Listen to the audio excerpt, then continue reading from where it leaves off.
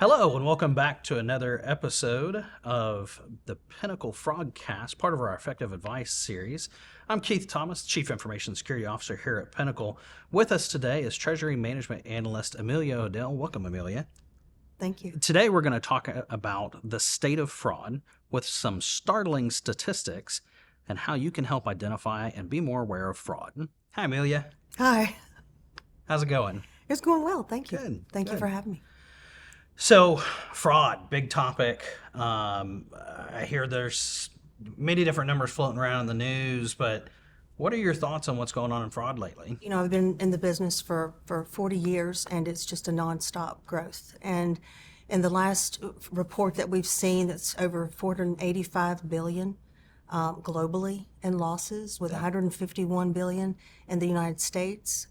You know, consumer business, it doesn't... what's the word I'm looking for? I think discriminate. Yeah. So yeah, there you go. So I think I read somewhere on the consumer side, Federal Trade Commission put out like $12.5 billion in losses on the consumer side just in the United States alone. So that's crazy to hear. $485 billion globally. Is it expected to keep going up? It has been. The trend is up. So yeah.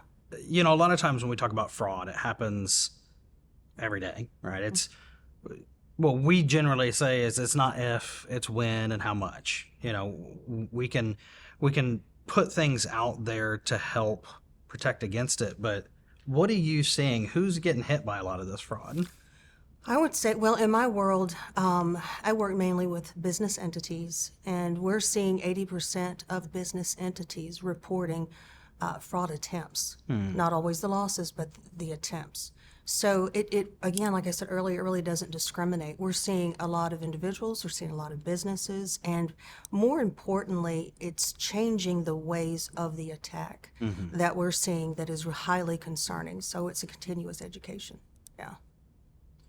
So, you know, a lot on the business side, we talk about those attempted attacks, and in my world, a lot of that stems back to business email compromise, and that's where a company's email gets hacked, and then they use that hacked email to try and perpetrate some type of fraud. A lot of times, you know, we may see it as a ACH or wire fraud here at the bank, but it's used for many, many other things out there. From a BEC perspective, you know, I think a lot of what that boils down to for us is we may have protections in place for it, but what can businesses do to help protect against some of this fraud or even fraud attempts that you're talking about? There's a lot. And again, that's something that's actually developed over the years as well, because the client has got to start, businesses have to start within their own shop. Because it used to be the bank could partner with them, place fraud controls on the areas money would move out of the bank, and that's still applicable. But now the fraudsters are learning this, and they're getting more creative, and they're attempting to come into the business's shop.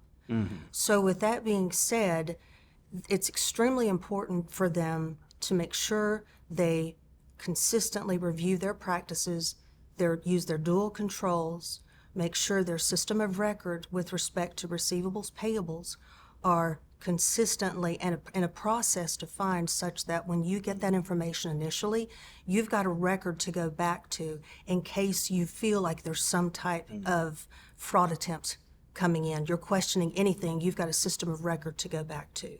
Okay. So there's a lot of things that they can do. So would you also recommend things like if they get an email saying that, hey, our payment instructions have changed? Oh yeah, that's a big one. So usually what we recommend on the information security side of the world is pick up the phone, call them from a known good number, right? Your system of record. That's don't look at exactly right. exactly your system, or don't look at their email. Don't reply to the email. Pick up the phone. Look at the contact in your cell phone. Look at what's in your system of record, whatever it is, and call them and verify those changes. So that's something we're seeing a lot as well. A lot. And then we're also seeing phone numbers, now they can come in behind phone numbers that looks as if it's coming. So regardless of whether it's the business email compromise or whether it's the phone, make sure you're going back to your system of record. And then put your dual controls on who's got the ability to modify that, because the effort is going to be, let me change your account and routing number. Let me change the method of which you're going to make that payment. Let me, a lot of times urgency is involved. So stop. Generally, you'll have two people involved in the process, and then more so go back to your system of record. So, yeah. A lot of, we talk about business email compromise, but there's a lot of other types of fraud that come back. One of the other areas that we do see from time to time, I think are more related to people being in a hurry and being trusting about what it is, right? And there's a lot of scams out there, and scams are part of fraud. Right. I could name off 1,000 different types of scams, from elder, scams to romance scams to, that affect both consumer and business. I would say one of the biggest scams that I see are around payments. I think you would agree with that. Yeah. Can you name any other types of scams that maybe you've seen trickle across? We see a number of them. Generally, they involve the two things the two things I've had the most experience with, and that's going to be through the business email compromise, where they are attempting to get you. They'll jump in the middle. They're pretending they will jump in the middle of the email chain, if you can imagine, and they will learn like children's names, or they'll learn all of these different things. They'll pop in the middle and say, the conversation's acting all normal, that you've got all the body from below of what it just looks and feels real.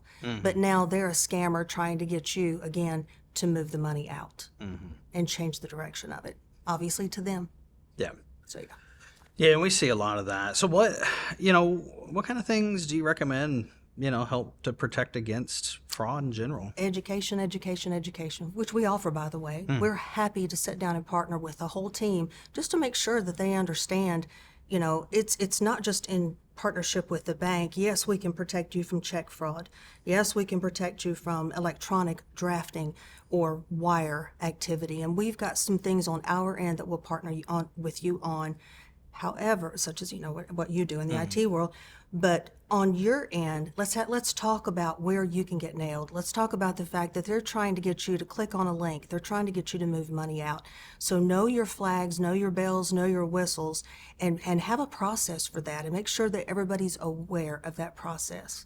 So yeah, it really truly is a matter of education, and to do it on a consistent basis. We have a process in Treasury, obviously, where we work with commercial clients, and we consistently review them. When we say review them, we take a look at all of their online applications, all of the technology they have with Pinnacle, and we make sure that we understand who the users are, who's got the rights, what authorities do they have, how much authority do they have, and we review that on a consistent basis to create awareness, because you could have leadership change, whatever, number of reasons. So, yeah.